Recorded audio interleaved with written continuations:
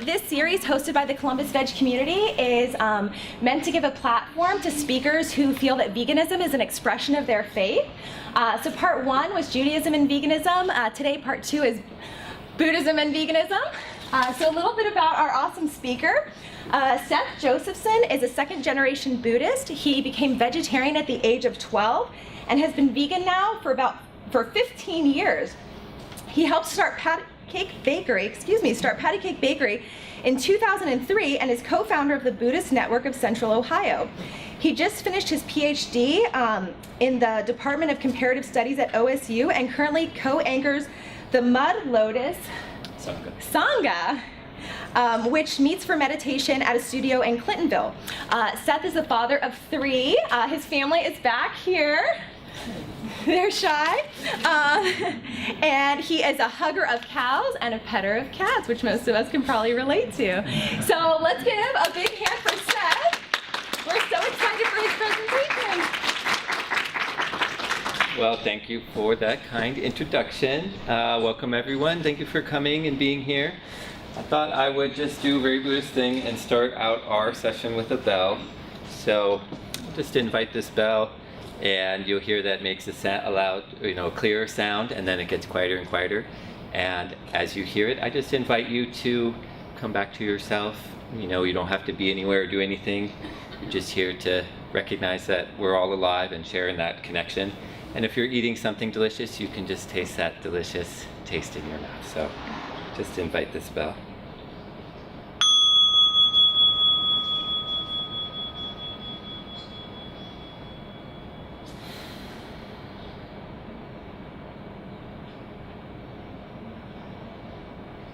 Great.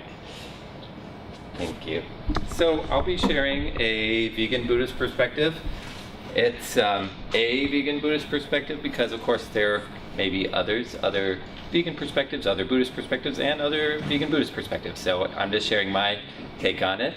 As Kaylin mentioned, I'm a second-generation Buddhist, so my parents were inspired by Eastern religions in the late 60s, early 70s, and they weren't for the most part of a community of practice. So as a young adult, kind of learned I learned to what I wanted to about Buddhism and kind of explored it for myself, and that led me to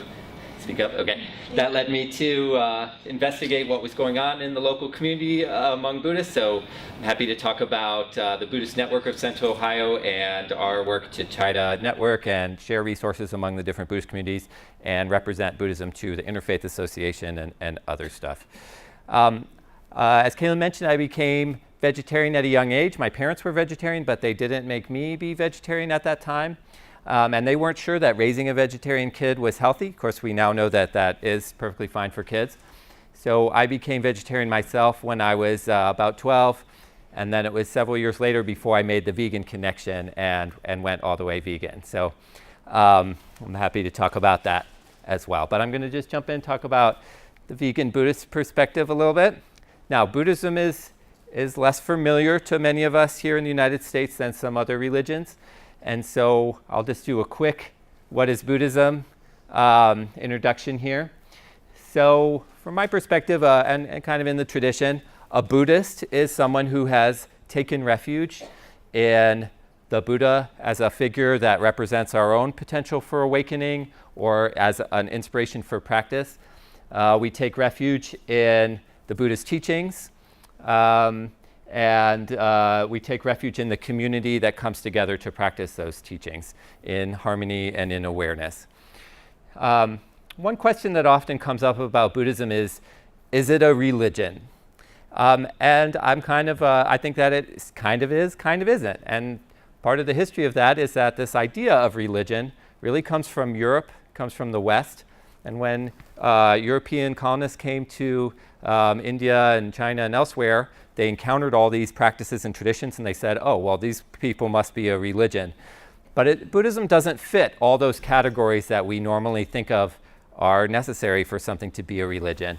It kind of falls outside of that. For one thing, there's no God necessary.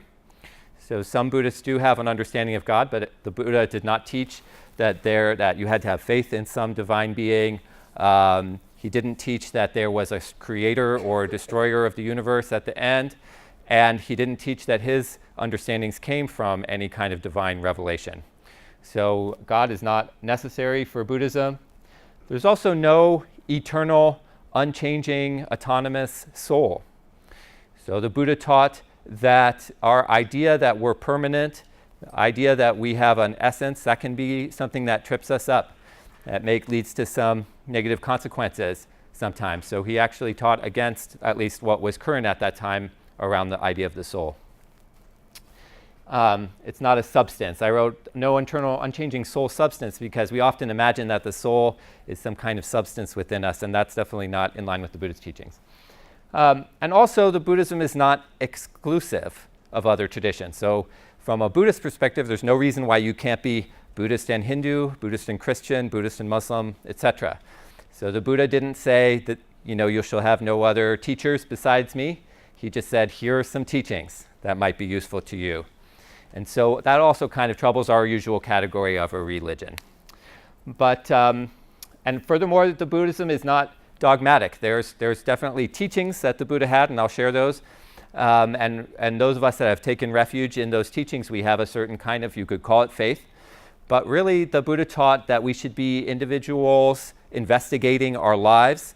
He explicitly said that one shouldn't trust just what someone said because they're an important authority, but you should test those things for yourself and go out and experience the world and come to your own understanding of things. One way that that's put, for example, in the Metta Sutta, which is a text I'll share a little bit more of later, it says that the wise person has this quality of not holding to fixed views. So it's their core in the Buddhist teachings, as I understand it, that one shouldn't be attached to a certain understanding of the universe, that we need to be flexible in our perspectives and be open to new ideas, be open to new perspectives that people have that might be different from our own, as challenging as that can be. So at its core, I see Buddhism as a set of methods to overcome suffering, not just suffering in the individual, but also suffering in the community. That's fundamentally what the Buddha taught. And you could say it's a science of mind, and that it's something that the Buddha shared. They had this understanding, this awakening. He shared that information, but it's evolved also since the time of the Buddha, just as scientific evolution takes place. People had new ideas as well and adapted things, refined certain ideas. And I say it's a science of heart-mind because I think that sometimes when we think of mind, we abstract something intellectual about our thoughts, but it's just as much a science of heart, a science of how we can go about the world, learning compassion, being compassionate. How we come to understand our own emotions is core to what the Buddha taught. So it's just as much a science of feeling, a science of emotion, a science of connection. And so I sometimes will say that Buddhism is a wisdom tradition. I kind of like that phrase more than religion. It can be inclusive of the other religions, but it's a little more expansive. Marxism is a wisdom tradition in a certain way. There's certain insights that Marxism had. Secular humanism is a wisdom tradition. Christianity is a wisdom tradition, and Buddhism is a wisdom tradition. All these communities, all these different ideas, these traditions of knowledge share something vital about human existence, and we can learn from them even if we don't accept all of what they teach. But practically speaking, Buddhism often comes in, gets a seat at the table if it counts as a religion. We have a right to freedom of religion in the United States, for example. So in that perspective, I would say, yes, Buddhism is a religion in those terms, that we have a right to believe what we believe and practice what we practice. So the Buddha was a particular person that existed at a certain time in history, but the term Buddha is a title. It means the awakened one. And so when we talk about the Buddha, we're usually talking about this specific person that was alive at a certain time. And to be precise, we can call him Shakyamuni Buddha. And that Muni is like a sage, someone who is quiet. Also, it's associated with stillness. And Shakya is his clan. That's the community he came from, sort of like his last name. So he's called Shakyamuni Buddha to specify the specific Buddha, because the Buddha taught that he wasn't the only person to come into these understandings, that people before him had similar awakening experiences, and people after him would also have those experiences. So he's just one Buddha. He's the Buddha of this age, perhaps. But in another sense, we all have that same potential. And especially in the later Buddhist teachings, there's this idea that we all have Buddha nature as the core of our being, and we just need to come into contact with that, remove some of the obstacles to come to know our deep self, and that is just the identical self as the Buddha would be. So when we talk about Shakyamuni, we can talk, that's mostly what I'll be sharing about, the things that he taught as far as we know, the oldest teachings of the Buddha, and I'll share a little bit more recent ones. His teachings, as I mentioned, they were based on experiential discovery, not divine revelation. So the story of the Buddha is someone who was a searcher, who left home to try to understand the world, learned all the different practices that were current at that time around meditation and austerities and other things, and eventually came to this realization that there had to be a middle path between extreme luxury and extreme austerity, and tried to develop an understanding based on that. And so he has a moment of enlightenment. That's his moment where he kind of puts all the pieces together and has his insight, and then continues to go on teaching. So that's kind of the moment where he's considered, he becomes the Buddha at that moment, when he has this awakening experience. He's usually depicted sitting under a tree, touching the earth to witness. That's what the hand coming down to the ground, kind of calling the earth to witness his realization.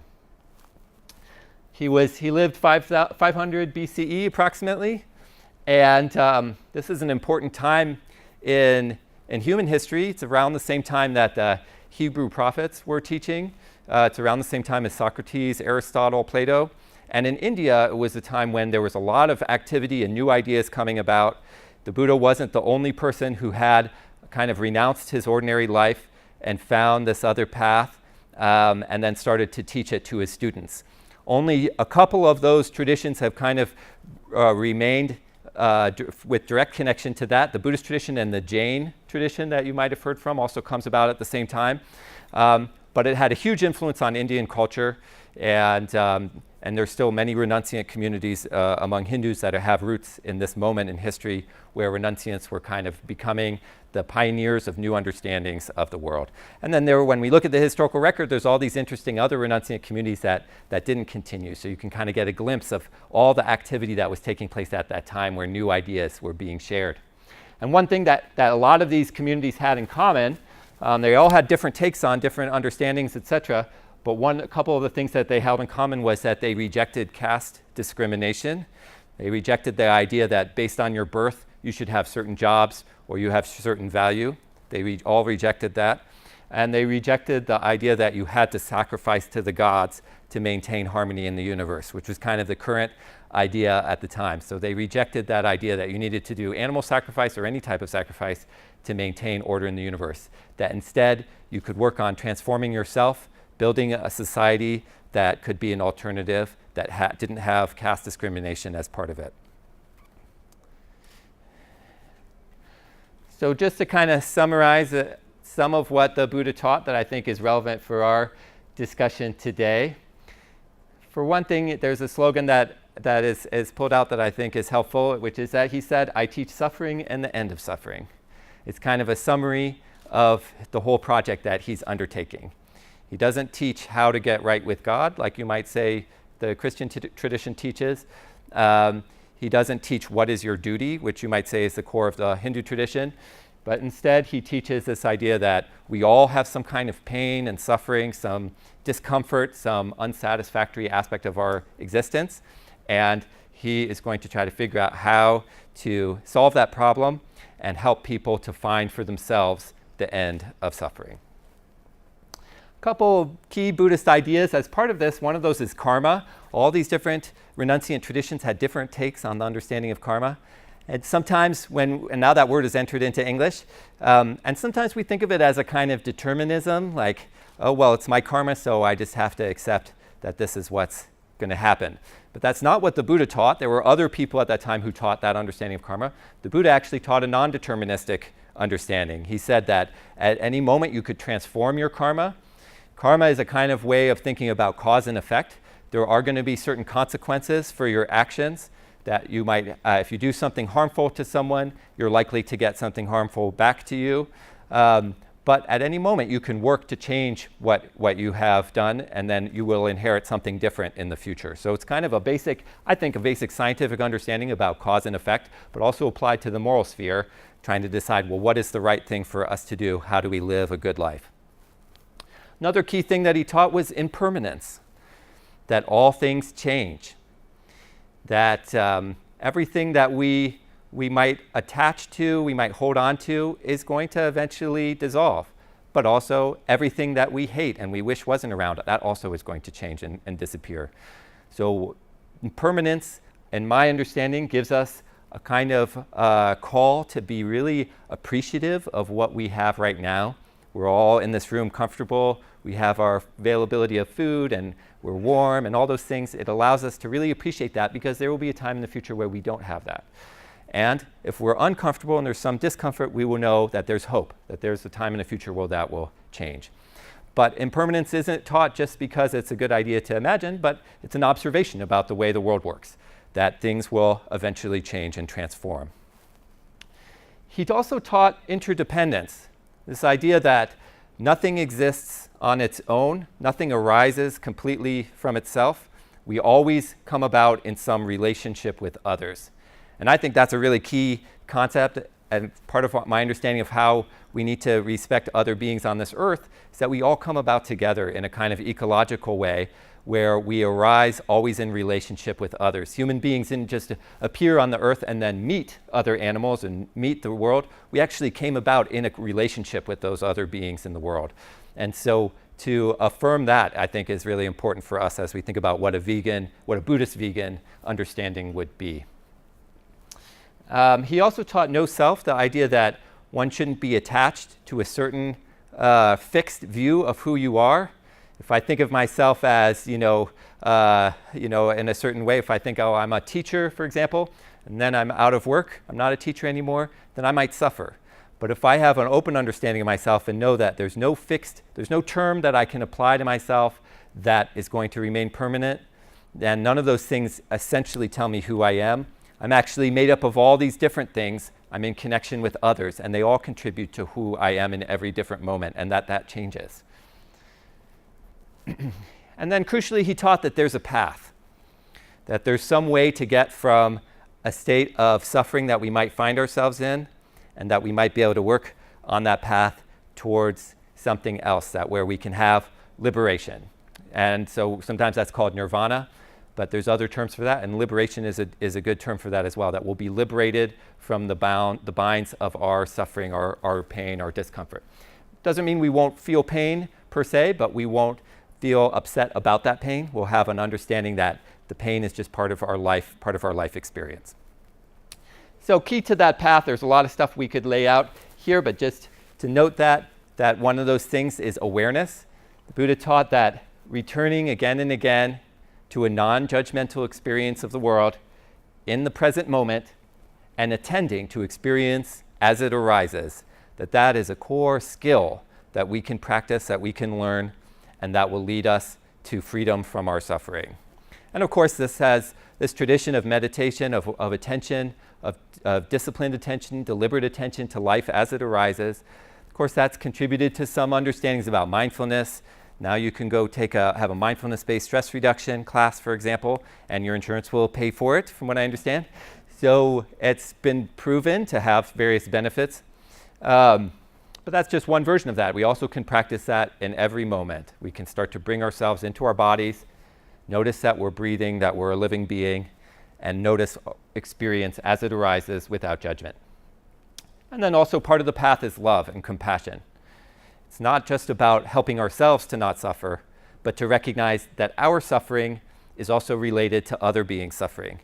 That just as we arise from our parents and from our society and all these relationships, also our happiness arises only in a relationship with other beings, and our suffering arises in a relationship with other beings. So in love, we can transform ourselves, transform our society and our community, and bring all of us across to the other shore of liberation.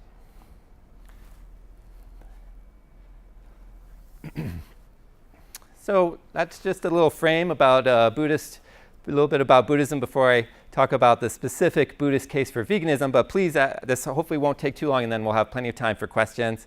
I'm happy to share more about Buddhism or about veganism or anything else. So this is my Buddhist case for veganism. I have to point out that not all Buddhists are vegan or vegetarian. But from my understanding, veganism, at least when possible, naturally grows out of the teachings of the Buddha. And if we follow the Buddha's teachings, then that would lead us, if possible, to a vegan diet in our current situation of life.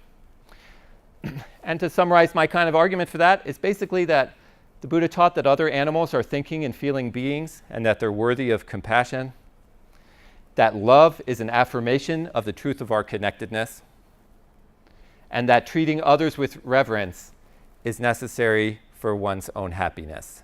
So that's kind of my core case for why, from a Buddhist perspective, one would be led towards veganism. Oops.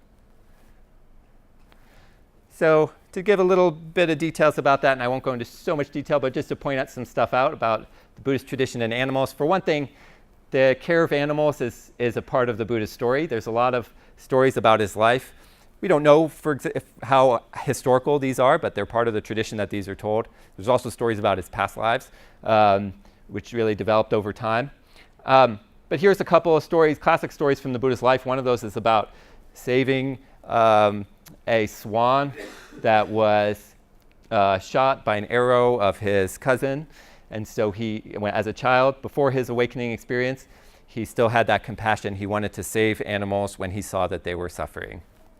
There's also a story later, after he becomes the Buddha, and he... Oh. Okay. There's a story later that he tames this elephant, or he calms this elephant. Tame is probably too strong a term. He really just calms the elephant that is, this wild ranging elephant. Through his compassion, he's able to calm the elephant. He's not afraid to meet this raging elephant, and in the relationship, he calms it. And as part of the Buddhist story, the traditional mythology of the Buddha, he's also cared for by other animals. A classic example of that is part of the story of his practice when he's working towards his enlightenment experience, is that there's a snake that comes and protects him from the rain. So there's a kind of mutuality between himself and other animals in the Buddhist stories. But the Buddha himself was not vegan. So that's, I think, crucial to understand. But to put it in context, he was a renunciant. So he had taken up certain vows to let go of his attachments to certain things so that he could practice and develop himself. And as a renunciant, one of the things he did was he relied completely on food that was given to him freely.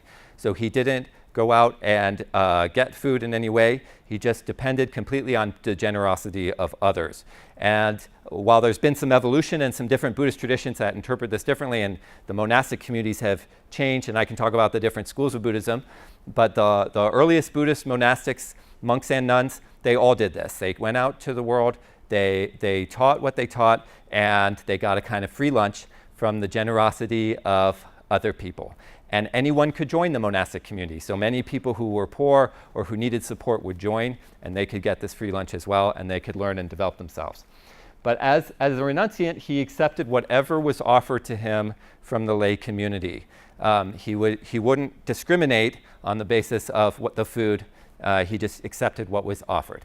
Except, and this is one crucial thing from a Buddhist perspective, of talking to other Buddhists, sometimes they'll stop there and say, well, he wasn't a vegetarian, he wasn't vegan, end of story. But actually, there's a little more details to that. He only accepted meat when it was the leftover of someone else's meal, when it was not killed specifically for him. And so in the early scriptures, you can see this idea of threefold purity. The early Buddhists, they loved lists. So there's all kinds of the 3 this, 5 of that, everything like that. So they all really amount to one thing. The idea is that you shouldn't, the 3 are you can't eat any meat that you saw was killed for you, you can't eat any meat that you heard was killed for you, or you can't eat meat that you suspected was killed for you. Of course, those are all pretty much the same thing. The idea is that the monastics were taught not to accept any offering of meat that was killed specifically for them, because they were practicing compassion for animals. They were only taking what was given to them that was a leftover of what other people had already consumed. So here's an image, contemporary image from, I think, Thailand, where some monastics still practice that way and accept whatever is given to them, and they're not vegetarian. They accept what's offered to them, as long as it wasn't killed specifically for them. Now, to lay people, the non-monastics, he also taught a variety of things. He didn't prescribe veganism or vegetarianism, but he crucially taught some things about that. He taught, for example, this idea of right livelihood, that one should engage in a profession that was compassionate and beneficial to the world.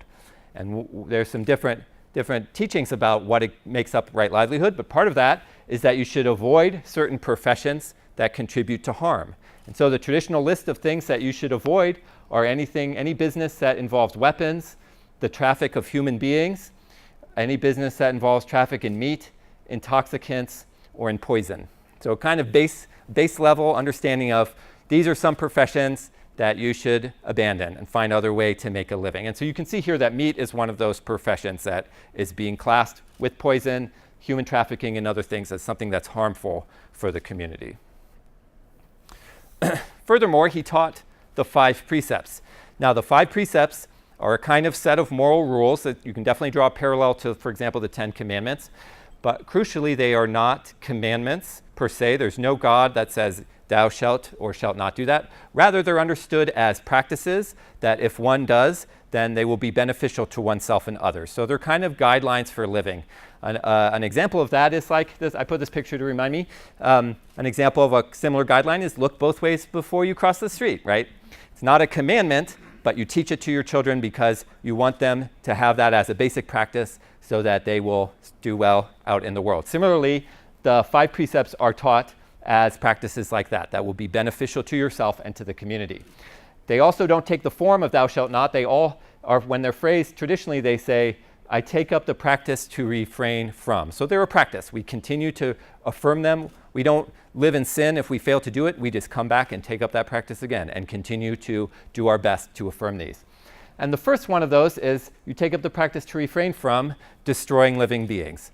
So more or less this is the thou shalt not kill version, except for it's clear that it includes all living beings, or at least all animals, humans and other animals, that you shouldn't destroy those living beings is one of the precepts.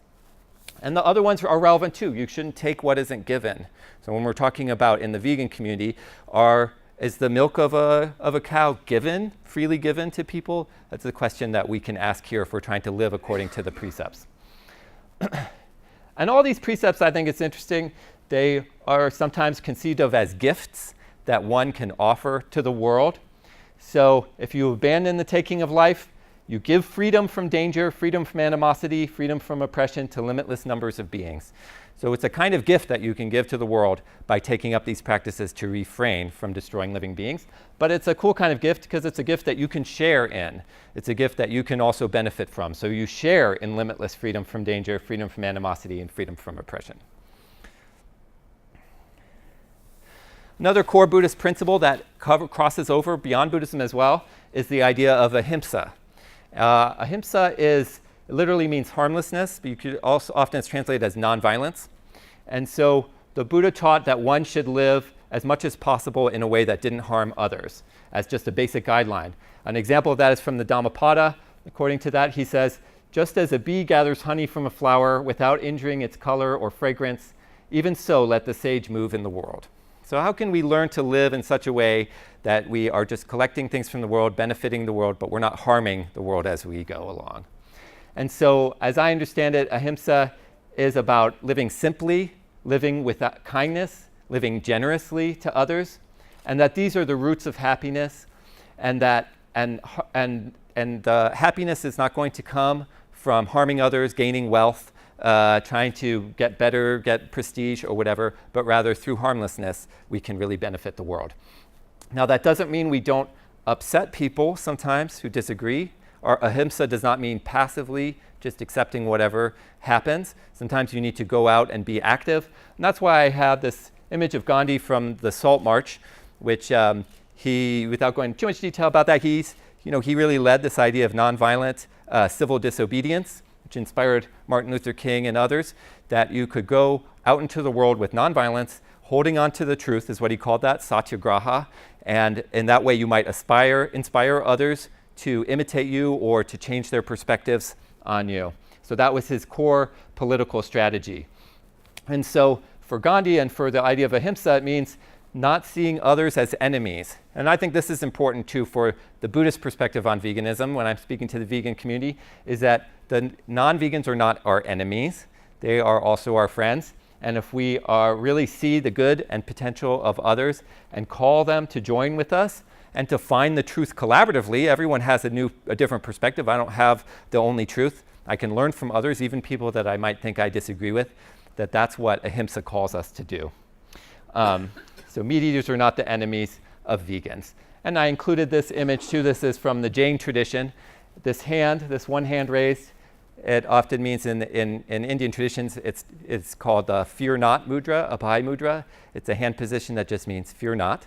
And so in the Jain tradition, they really make a big deal out of this, and this means ahimsa, and it's right there. So it's a principle that's shared among many traditions from India and also from Christian traditions and others, as you can tell me about, perhaps. So now this is a passage from the Dhammapada that I think in a way best summarizes the Buddhist vegan perspective, or the case for veganism for Buddhists. And in a way, I thought, well, I could really just have this passage and then end of lecture. But all beings tremble before violence, all fear death. Putting oneself in the place of another, one should not kill nor cause another to kill. All beings tremble before violence. Life is dear to all. Putting oneself in the place of another, one should not kill or cause another to kill. One who, in seeking happiness, hurts others who also seek happiness will never find happiness. So I think this is a good summary of the basic idea here. It's empathy for others, seeing another being as you see yourself, and not harming that other being. And we know from all the science that we have today, in addition to this 2,000 plus year tradition, we know that other animals share so much with us that we should really look at them and see that they are like us in the fundamental ways that are important.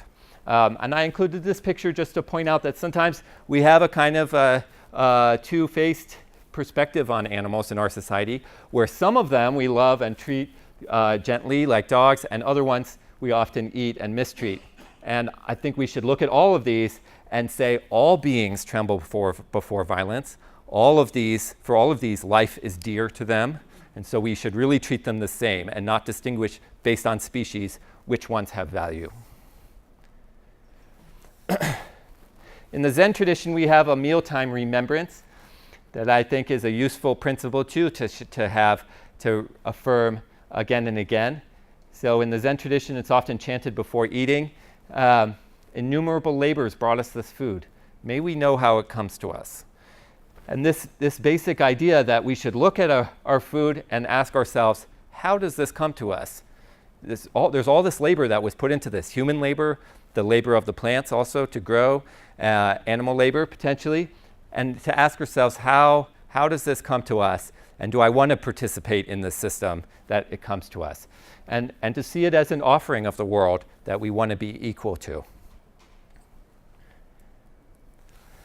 Here's the Metta Sutta. This is the whole of this short sutta. Sutta or sutra are part of the early traditions of Buddhist scriptures, but they are records of what the Buddha supposedly said or his near companion said. So the Metta Sutta, metta means loving kindness or goodwill, and so the Metta Sutta is specifically about that. And just to pull out a few passages, this is something that Buddhists often say. It's like a prayer. Again, Buddhists don't pray to a god per se. More often we will affirm things in this way. We'll say, may such and such.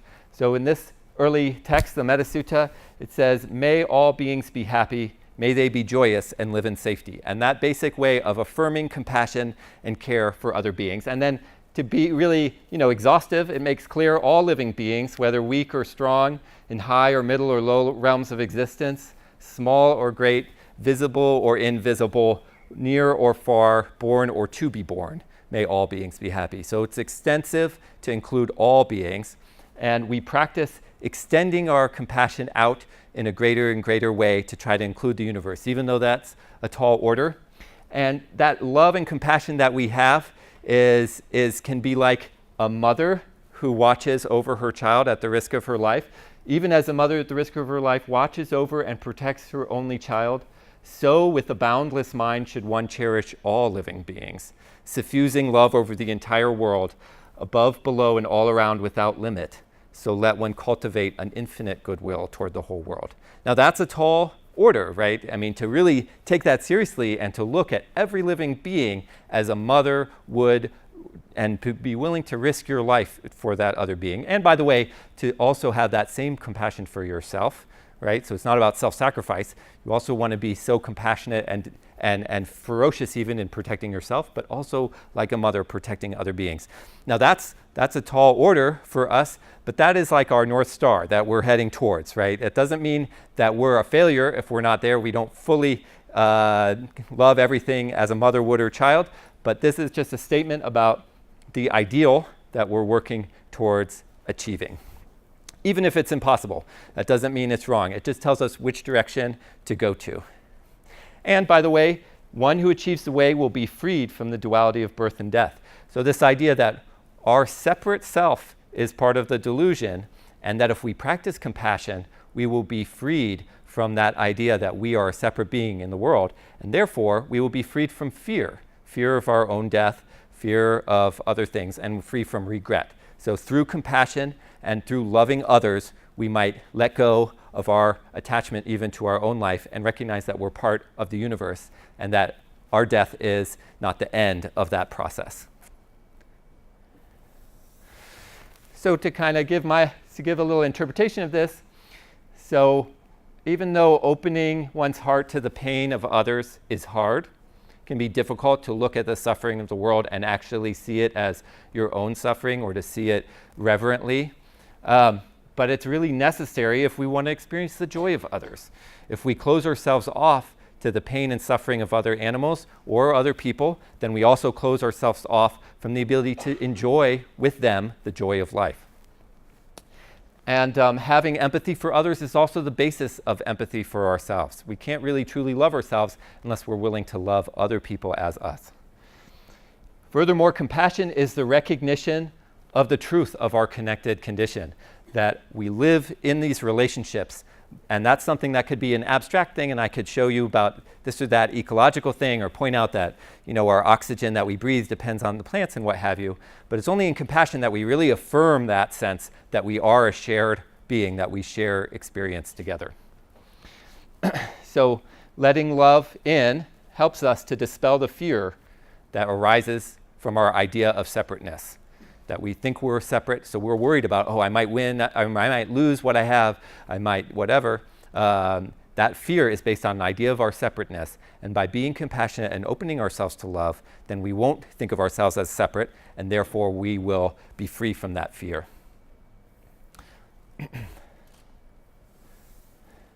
So to bring it into the contemporary perspective, I think it's, the Buddha taught 2,500 years ago, and then this tradition has continued. When we look around today, we have to say that farmed animals today are subjected to an enormous amount of pain and suffering. And I don't think I'll have to go into detail about that, but I can if people want to have more details about it.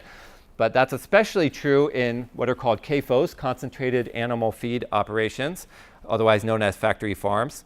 But I would say it's also true on supposedly ethical farms, that there's a lot of pain and suffering that takes place in those places as well. Now, the Buddha did not prescribe veganism. He didn't say everyone has to be a vegan. But in a capitalist society, when you take up a practice to not kill, then we must also extend that to not purchasing something that pays for something to be killed. We don't want to encourage any killing in the world. So some Buddhists will look at the first precept and say, well, I'm not killing, I'm just eating this steak or whatever. I didn't kill anything. But I would say that if we make the act of purchasing that thing, we're supporting an act of killing in the world. So we need to abandon that as well. Now, we can't know the full consequences of our actions. Everything is very complicated. We don't know exactly what's going to happen when we do something. But if we live by ahimsa, nonviolence, then that means educating ourselves and doing the best that we can to not harm ourselves or others. So it's not about perfection. It's not about, achieving a perfect state that we can get to if we just become vegan, then we'll be done or we'll be perfect. We need to continually educate ourselves about where did this come from? Not just our food, but also the other things that we use. Where did this come from? What are all the labors that took place in order for this to come into being? And then how can we do the thing that will be the most benefit for the world and cause the least harm? Now, in my view, animal agriculture is fundamentally coercive and based on an unjust objectification and commodification of other beings. That anytime you reduce an animal to an object, or its body parts, or its excretions to an object to be sold, that is unjust. That's my view. And so respecting other animals, in my view, means respecting their desire for happiness and freedom and giving them that space of happiness and freedom. So in my perfect world, we would not have animals enclosed that desire freedom. And if there's alternatives are available, I'm not asking people to self-sacrifice, but there's many alternatives available. So I think boycotting animal agriculture by keeping a vegan lifestyle is the right thing to do. That's my perspective. This image from Suko, go vegan and nobody gets hurt. I think it summarizes well this basic message. Now, there's other benefits of veganism. For one thing, plant agriculture is more efficient than animal agriculture overall. One can point out exceptions to this, but overall that's true. And so being vegan reduces habitat destruction. It requires less land to produce food, and it has less harmful effects on the climate. And it's also, therefore, a more just food system, and at least is part of a strategy to reduce global hunger. Now, the whole food system is complicated and it deals with economics, but being vegan is one way to help contribute to the combating of global hunger. And also, it's true that a plant-based diet is generally beneficial. Now, again, we can quibble about the details. I'm vegan for compassion to animals, not for health reasons. But the science seems to support that a vegan diet is beneficial for the health by reducing bad fats, bad cholesterol, and carcinogens. And finally, I think this is maybe a small note, but I think it's really people should be more conscious of, is that keeping vegan reduces the creation of harmful bacteria and antibiotic-resistant organisms. If we think about what happens in the CAFO situations, these are highly concentrated settings where bacteria can grow wildly. And so these animals are routinely given antibiotics. And there actually has been some laws recently that changed that to some extent, but in my opinion, does not go far enough because it still allows quite a bit of routine antibiotic use. And we know from our own experience that overusing antibiotics produces antibiotic resistance. And so that's a real danger for us as a species if we continue to do concentrated animal agriculture. But it's not just about not doing something. It's also a benefit to actively help other animals. There's a tradition among various Buddhist cultures, this idea of life release or mercy release, which is the freeing of captured animals. Sometimes it's on a significant date or for a certain ceremony. There will be animals that will be freed, but sometimes it's done at any time. This is an example from Vietnam. Now, some of that is worthy of critique because sometimes these animals are released and then they don't have a habitat or whatever, they die, or there's invasive species that are released in places that are harmful. But I think if we look at that with the eye of modern science and contemporary understandings of ecology, then I think that's something that's worthy of imitating. This idea that to be kind to animals is also to free them, to allow freedom to take place. And so that's why I support Sunrise Sanctuary, for example, our local farm animal sanctuary and others, and also, by the way, Sanctuary for Human Beings. That's, of course, a whole other topic to talk about. I'm definitely in favor of people having the freedom to cross borders and to migrate as necessary. So sanctuary for people, for farmed animals, and for wild animals. Now, this is a little bit of my philosophy. I just want to drop in here, too. The Buddhist tradition, traditionally, there's an idea that the human realm and the animal realm are separate, that there's these separate realms, that they're different states of being, but that there's distinct realms. Now, I think that that's not the case. I disagree with that perspective. I think it made sense at that time to have that view. But today, I think it's more accurate to say that humans are just one type of animal. We're one animal species among many. We're unique in a lot of ways, but actually all the animal species are unique in various ways. We're not superior or inferior to others. We have certain capabilities that others have. Other animals have certain capabilities that we don't have. including intelligence. There are certain types of intelligence we have. Some other animals have certain types of intelligence we don't have, and I can talk about that more. Another thing that I think is crucial to think about when we try to understand it is that each animal species is as different from one another as we are from each of them, right? So if we think of ourselves as just one animal species among many, then when we look at a situation like this, where these two different animal species are meeting, that's just as radical a meeting as ourselves with another animal species. We can't just class these all together and say, well, they're all animals, they're all pretty much the same. No, they're all unique beings. We're just one animal among many, and so each of them is as different from each other as we are from each of them. And so in my view, we can have empathy for other animals on the basis of our sameness, and we can also have awe for other animals on the basis of our difference.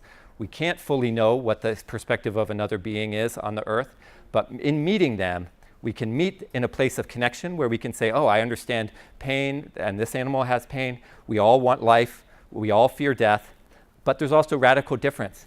And this, to me, I really think about the whale, how fundamentally different the experience of a whale is in the universe than ours. No less intelligent, no less capable of communication even, potentially, but fundamentally different, and yet so much the same. So it's that sense of awe that I think is really valuable when meeting another species, at the same time as that sense of empathy that we share so much in common.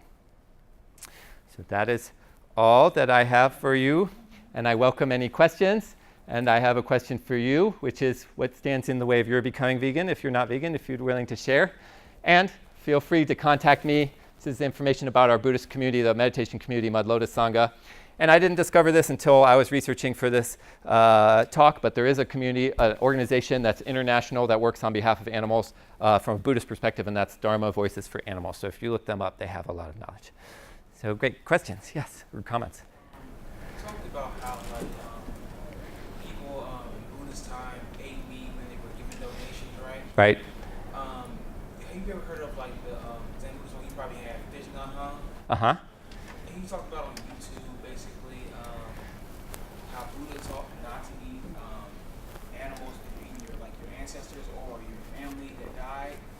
Can you share on that? Your thoughts on that, maybe? You're saying the idea that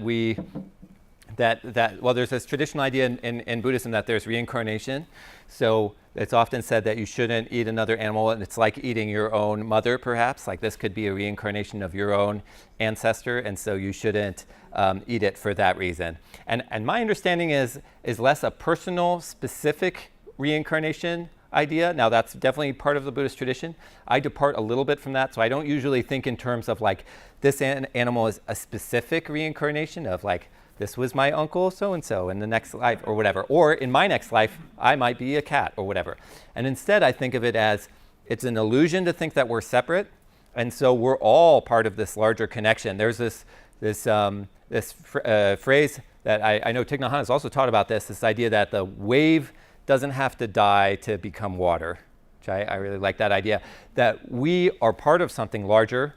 And you could say that one wave is a reincarnation of another wave, right? It continues to be a manifestation of that oneness.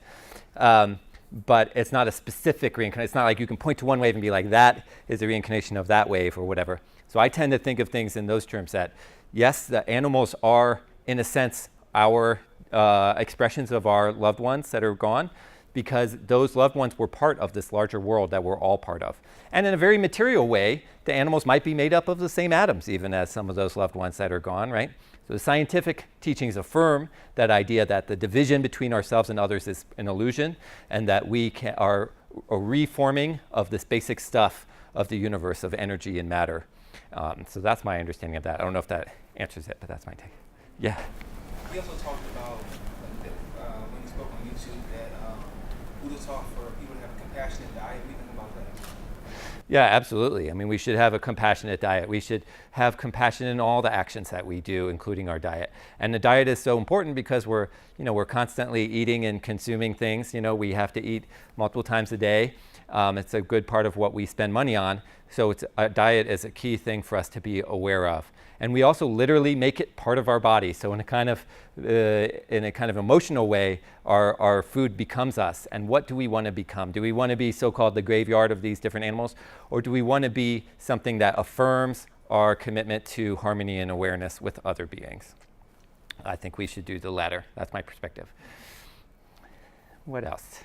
Other comments or questions? Yeah. Sure. One of the, as you were drawing to the close, you talked about how other humans have capabilities and abilities that other animals don't. Yes. Other animals have capabilities and abilities that we don't. Yeah. Or intelligences, maybe you said. Yeah. Could you elaborate on that just a little bit? Sure. I think that that's like part of our arrogance as a species. We, especially in Western culture, we inherit this idea that we're the superior being. There's even this idea of the great chain of being, right? There's God, angels, humans, animals, right? And I reject that. I think that there's concentric circles of empathy. I am human, so I have a human perspective. So of course I put myself at the center of the world in a certain way, but we can reach out of that and have encounters with other beings that are different from us. And there's greater and lesser degrees of difference. I think plants are amazingly intelligent in some ways too, but they're even more different and harder to know what they're thinking or doing, if we can even say they're thinking. But other animals, it's a little easier to see and recognize that. And so, for example, as a mammal, I share a structure of experience with all the other mammals that includes emotional experience. So if I feel sadness when my loved one is gone, that's more fundamental than just being a human. That's something I share with all mammals, and maybe even beyond the mammals. But it's a place where we can look at another being and say, well, I know when the calf is taken away from the cow, which is routine in animal agriculture, that the young child is taken away from the cow, that's really no different than the child being taken away from a human mother. The sadness that they feel is the same. But in other ways, we look at the other animals and we can be in awe of that radical difference. I don't know what it's like to fly like a bird, and I don't know what it's like to see with a bird's perspective. There's a certain, you may know this, there's a certain like shrimp or something that can see all these different colors, right? So these different ways that experience the world. There's animals that can sense electricity, the eel, right? How could we even imagine what that's like? We have to be in awe of that radical difference. And so we're unique, and we can look around and be like, wow, what other species went to the moon or built things like this? But we can also look around and be like, well, what other species was as coordinated together as the ant? That's such a small organism, but yet they're doing things we're not capable of doing. And when you come to intelligence, there's been some research that I think is fascinating. I'd love to hear as this develops. But we often think, well, we're the smartest or whatever, right? Well, we have a certain kind of intelligence. There's some evidence that whales, for example, not only are as complicated, their brains are not only as complicated, they actually have parts of their brains that we don't have. They have certain structures within the brain. From my understanding, I'm not a scientist in this field, but from what I've read, they have certain structures of the brain that we do not have. And so when we look at that, we can say, well, here's some material evidence that points to a certain kind of intelligence that we cannot know. And one of the theories of that I've read is that they have an understanding of relationships that we don't have, of social relationships. Whales are a highly social species. And this is specifically orca whales that I was hearing about. So the orca whales are hanging out together, and they may have an understanding of social relationships that we don't have. And so when we look to the animal, we often think of ourselves as sovereigns. We're like, I'm the king here. I know everything about you. You don't know anything about me. But actually, the animal looks back at us and knows things about us that we do not know. It can perceive us in all these colors or whatever, but also the whale may look at us and say, I understand your social relationships in a way that you do not understand because I have this capability. And that's speculative. We don't know exactly, but I think it's fully possible. And in fact, we should expect that other animals have understandings that are different than us because evolutionarily, of course, they had different conditions to give rise to different needs. And so that we should expect them to look at us and have certain knowledge that we cannot have access to. So when I look at the animal, I want to be in the state of awe of that radical difference and to see myself also seen, to see myself reflected in their eyes and to not know how that they know us. And I think that's quite profound. Other thoughts or, yeah? I'm actually just curious, what's the justification for Buddhists who are not vegans? Yeah, so what I've heard is, and if any Buddhists here can chime in too, there's this idea that, well, the Buddha taught to not kill, but I'm not killing, right, by eating this. That's one argument that I've heard.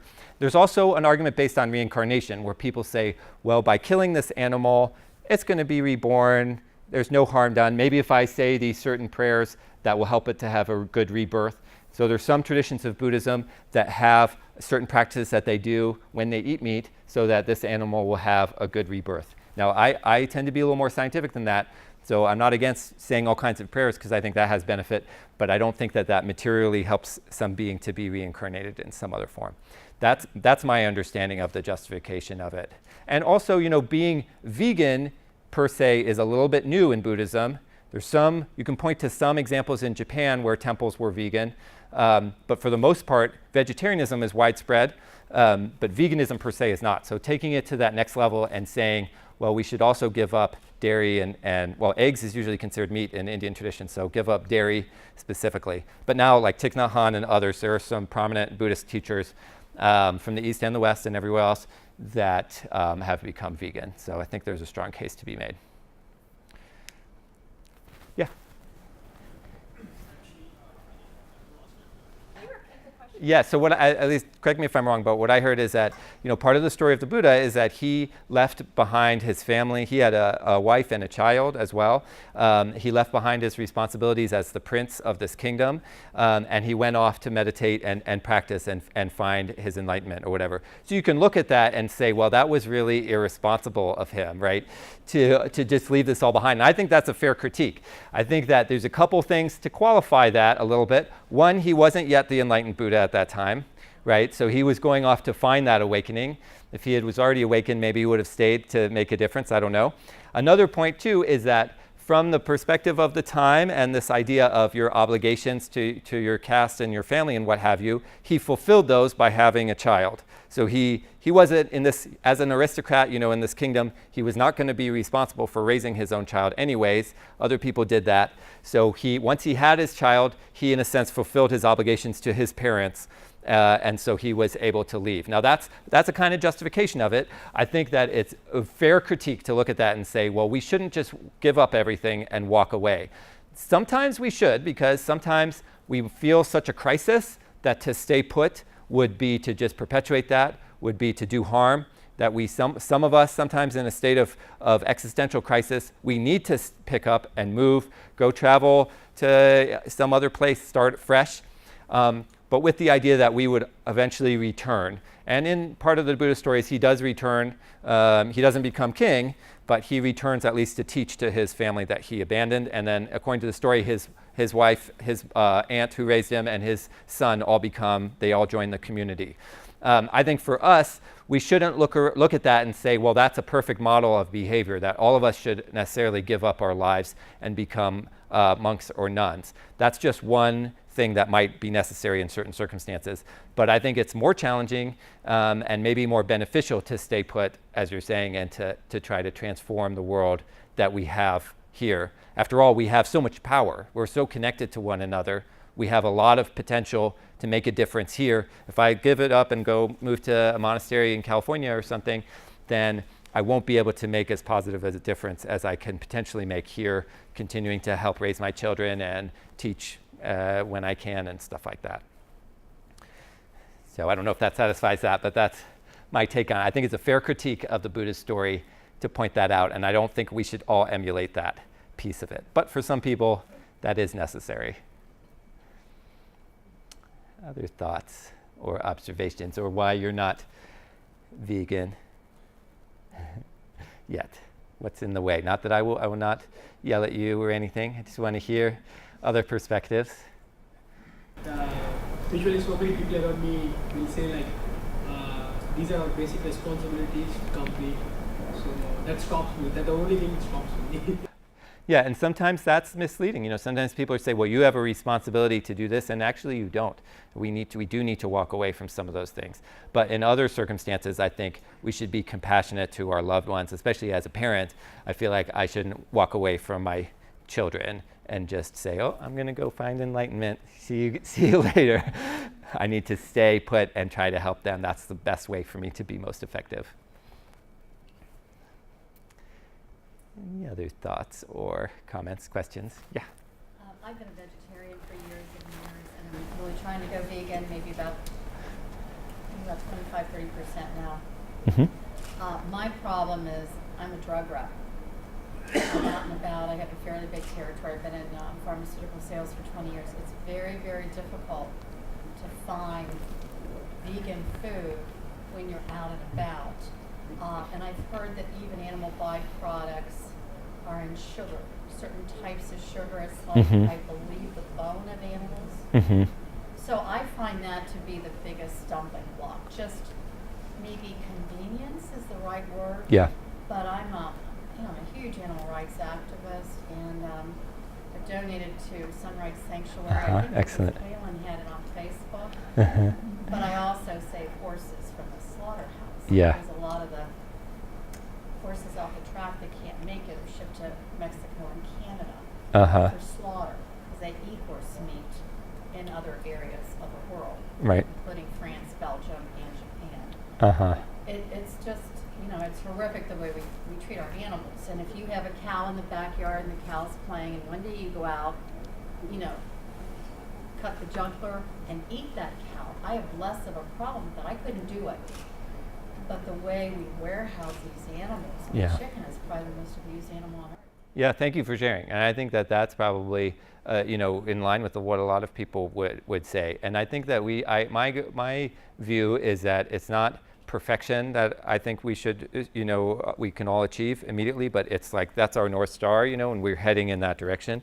So we were all in different relationships and different dependencies. We can't all immediately become vegan, but we can work towards that. And it really highlights the point that being personally vegan doesn't help as much sometimes as creating conditions for other people to have that convenience. So advocating at different restaurants that they have a vegan option can make a big difference for people that are on the edge there. The bones in sugar is an example where it's not perfection that I think is necessary, but striving to be better, to keeping on that path. And to ask ourselves, like, what is most important here? Sometimes the convenience thing, sometimes that's a real obstacle that we can't overcome, but other times we can say, what, this is challenging. I might encounter opposition, to go back to the Gandhi example. There might be people that are uncomfortable if I start doing this. There's this idea of the vegan killjoy, We might be a killjoy to the party if we just by opting out, and then when someone says, why did you opt out? And then we tell them, that might be enough to offend people. Sometimes I do think that is good to do because it will call people to check in with themselves. But in other situations, not. I heard this talk this podcast a bit ago that stuck with me about someone who is a ecological activist on behalf of turtles, sea turtles, and he at some point realized that in order to really make connections with the people who are fishing the turtles and to try to preserve them, he would have to sit down to a meal of endangered turtle meat to really build that connection. I think that I can see why he would do that. I think that would be not something I'm capable of doing, but in his way of really trying to build that connections and create change, he looked at the situation and said, I'm going to have to eat this thing that I most want to preserve, but just to build that sense of solidarity with the people that I'm trying to persuade. So sometimes that is necessary. Yeah. What are your thoughts on if we eat an animal that we're bringing into our body the suffering that they went through in their life and in their killing? Yeah, I think that I don't hold that strictly as true, like in a sort of scientific way, but I think that's emotionally very true. That like if I eat something and if I try to like not pay attention to where it comes from, I'm still changed by that experience. If I close myself off from empathy, then I'm closing myself off from an aspect of myself. And so I think that so I don't have like a kind of metaphysical understanding of that there's some substance that comes through, but I do think, and I respect people that have that view, but I do think personally that effectively is true, because if we eat something, even if we don't want to know about it, we are inheriting that pain and suffering, and we're harming ourselves through that. So I do know that is part, many Buddhists will say that if they feel like even if you don't know, you're taking on that suffering. So I tend to be a little more scientific about it in my own view, but I think that still, as a principle, holds to be true. Yeah. I have understood that there are some theories, I don't know how many, like 7 realms, but I was trying to understand the reincarnation and karma stuff, all that, and I don't understand. Someday I was given an answer about plants, and I didn't understand why it wasn't considered a realm. Yeah. Because I know that they are sentient beings too, and but I was curious about that. I know that there's a lot of sentient beings, and but I'm not quite understand why plants or it's not a realm in Buddhism. Right. Yeah, so traditionally there's either 5 or 6 realms, and there's some different ways of cutting it. The human realm, which we see, the animal realm, which we see as well, and then some invisible realms, the hungry ghost realm, which is not a place you want to be reborn in. There's also a kind of hell realm. Of course, it's not permanent, but it's like a realm of suffering. Then there's either 1 or 2, that's where it's either 5 or 6, like transhuman realms, and that would be either the devas, the like kind of God realm. So there's a place where there's this idea that there's these supernatural beings. That's also not permanent. They don't stay in there forever, but they might live millions of years or what have you. And then sometimes there's asuras, which is like titans or something, you could translate it. It's like not quite at deva level, but higher than humans. So that's the traditional Buddhist perspective, that there's this cycle of these different realms, and depending on your actions in this life, you'll be reborn in one of these other realms. Now, only from the human realm can you attain enlightenment. So even though the deva realm might be groovy, it's not the best way to practice. Now, I kind of follow the Zen tradition in this and taking that as mostly metaphor. So I'm not saying that that's necessarily untrue. I'm a little agnostic about all the reincarnation stuff, but I see that as metaphorical for the different states of consciousness that we can have. So if we're in a kind of godlike realm, then we might that might be great and nice and stuff, but won't really be the ideal place for our practice. So to try to bring ourselves and benefit all realms. Now, why aren't plants part of that? And I think that we just have to say that that's part of the system of understanding that people had 2,500 years ago. They didn't see plants as fully conscious beings, so it didn't get included in the list, the short list of realms, although you could imagine that they would, because they are, there's certain trees that are venerated and stuff like that. So why plants were cut out of the realms, I don't know for sure, but I guess is that that's just like the best science in the sense that they had at that time about how the different universe was laid out. After all, people at that time felt like they had encounters and experiences with these invisible realms as well. So that was their understanding at the time. Now, plants, the whole thing about plant consciousness is also an interesting question. I do think, from stuff I've studied, I do think that you could say that there is a kind of consciousness that plants have, and there's definitely a kind of intelligence that plants have, and there's some fascinating studies about that. Now, I don't think that they experience pain, as far as we can tell, and so it's much harder to imagine what would be good or bad for the plant, because it's not necessarily suffering per se when we cut it or whatever. So that's an open question. I think that's a really fascinating question to investigate as well. But I don't know what to do with it exactly. Except for that, I have to eat to survive is the other piece, so I will continue eating plants. I have a question. Yeah. I'm a vegan. I'm a happy vegan. Excellent. But I often wonder if this is really the natural way that we are meant to be eating. I think that's a great question, because it's so core to our understanding of things as to think in those terms. Now, I depart from that personally. For one thing, this idea that there's a certain script written into nature that is not just what we are, but what we should be. That really is an idea we inherit from the Christian tradition, that God created the world, and that there's the book of the Bible, and then there's the book of life, and both of those can be interpreted to figure out what God's plan was. Now, I don't prescribe to that, so I don't see the world as telling us, I don't see that we should move from what is nature to what should be, right, in the same way. So if I look at the world and see like, okay, my ancestors ate X, Y, and Z, that doesn't mean I necessarily should do that. That might give me a baseline for trying to figure out, well, what is a healthy diet? But maybe I should take a supplement. And that's definitely not what our ancestors did, but actually that's a healthy thing to do. And if we look back and we look at what did our ancestors eat, for one thing, they didn't eat a lot of meat. They probably ate insects and stuff, small things. And another thing that probably, if you go far enough back, that's the other problem. When you think about what is natural, how far back are we going to go? If we go back to before fire, right, what were people eating then, or what were pre-human, right? They're not Homo sapiens yet. What did people eat? Well, from what I understand, a certain amount of our diet, our ancestors' diet, was bones that was collected as scavenged. So we used tools. Tools were already used before fire, tools that we could use to break bones and eat the marrow out of these bones, whereas other scavengers, like dogs or wolves that became the dogs that were our companions, or soon to become our companions, they could eat the flesh, but they couldn't get into the bones. So we had this special niche where we could break the bones and eat the marrow. Now, I personally don't take that as prescriptive. If that could be what our ancestors ate, that doesn't mean I want to go, find dead animals and break their bones and drink out their raw marrow and stuff. So I tend to think that we can look at what is what our ancestors did, and we can use that as a guideline to some extent, but I don't use that as a prescription for what we should do. After all, there's been war and violence and stuff that our ancestors did.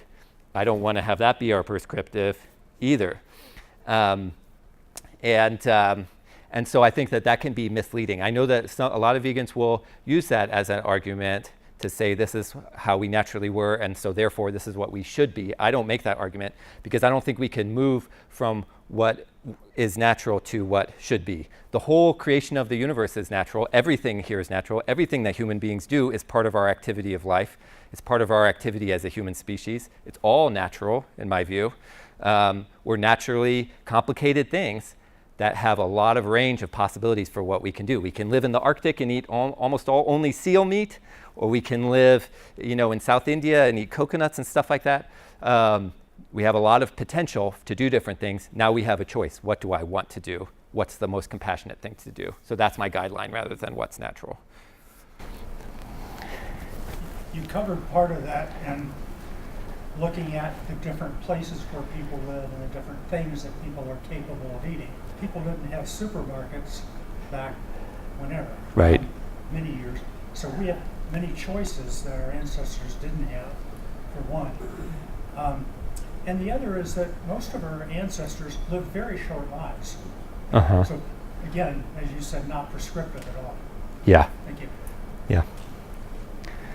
So I think we have time for one more question. Okay. One more question. Who wants to? Last question. Yeah.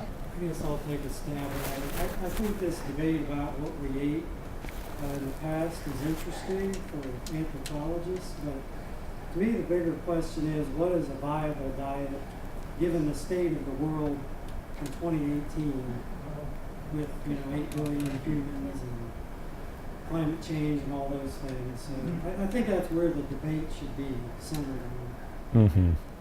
Yeah, and I'll just add one more thought to that too. I think that's right. And I think that also if we were really being really strict to this idea of what is natural, and if we went down to like the Paleolithic, for example, and said that's the diet we want, well, all the animal products that we're eating now are not like they were in the Paleolithic.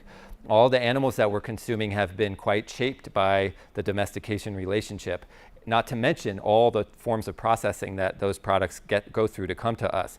So when people use that natural idea as a justification for their diet, I want to say, well, if you're really being strict about what we naturally were eating, if you even accepted that as the view, then all this stuff we're eating is not accurate. We would be hunting and gathering out in the world in our local community. And I think there's a lot of value to that, to eat wild plants, to eat wild berries and stuff like that. There's a lot of health benefits to that from what I understand. But it's not because it's natural per se that we should follow that. And we should eat a lot more greens. That's the other thing. Our ancestors ate a lot of greens, and that we could benefit from that lesson too. All right, Awesome. Thank So you. We're going to draw the raffle tickets in just a moment, but can we give a round of applause for our